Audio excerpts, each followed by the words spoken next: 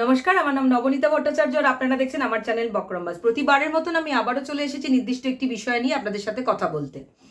হতেই পারতো আজকে আমার সেগমেন্টের নাম ভিন রাজ্য, কারণ গতকালই ঘোষণা হয়েছে দিল্লির নতুন মুখ্যমন্ত্রীর নাম রেখা গুপ্তা, একজন মহিলা মুখ্যমন্ত্রী। আর তারপর থেকে আমার মনে হচ্ছিল যে স্বাধীনতার পর থেকে এখনো পর্যন্ত ভারতবর্ষ ঠিক কতজন মহিলা মুখ্যমন্ত্রীকে চাক্ষুষ করেছেন। আর যা বলা তাই কাজ। আমার কাছে যে তথ্য উঠে এসছে তাতে ভারতবর্ষ এখনো পর্যন্ত রেখা গুপ্তাকে নিয়ে প্রায় 18 জন মহিলা মুখ্যমন্ত্রীকে চাক্ষুষ করেছেন। তাদের মধ্যে কিছু নাম আমরা মুখে মুখেই বলে দিতে পারি, যেমন তামিলনাড়ুর মুখ্যমন্ত্রী জয়ললিতা, যেরকম বিহারের মুখ্যমন্ত্রী ছিলেন রাবড়ি দেবী, যেরকম রাজস্থানের মুখ্যমন্ত্রী ছিলেন বসুন্ধরা রাজ সিন্ধিয়া, দিল্লির মুখ্যমন্ত্রী শীলা দীক্ষিত তো প্রায় 15 বছর মুখ্যমন্ত্রীত্বের পদ সামলেছেন। এছাড়াও হচ্ছে মধ্যপ্রদেশের মুখ্যমন্ত্রী উমা ভারতী, উত্তরপ্রদেশের মুখ্যমন্ত্রী মায়াবতী, এবং জম্মু কাশ্মীরের মুখ্যমন্ত্রী মেহবুবা মুফতি। এই নামগুলো আমরা পরিষ্কার জানি। এবার যেটা বলার কথা সেটা হচ্ছে যে 1963 সালে মহিলা মুখ্যমন্ত্রী হিসেবে দায়িত্বভার তুলে নিয়েছিলেন সুচেতা কৃপালিনী, যিনি প্রায় সামলেছেন 3 বছর।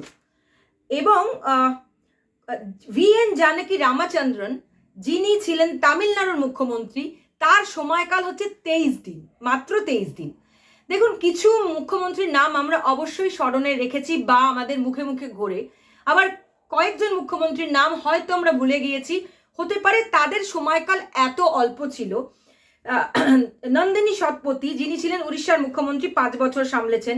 শশিকলা কাকোধর, যিনি ছিলেন গোয়ার মুখ্যমন্ত্রী, 5 বছর সামলেছেন।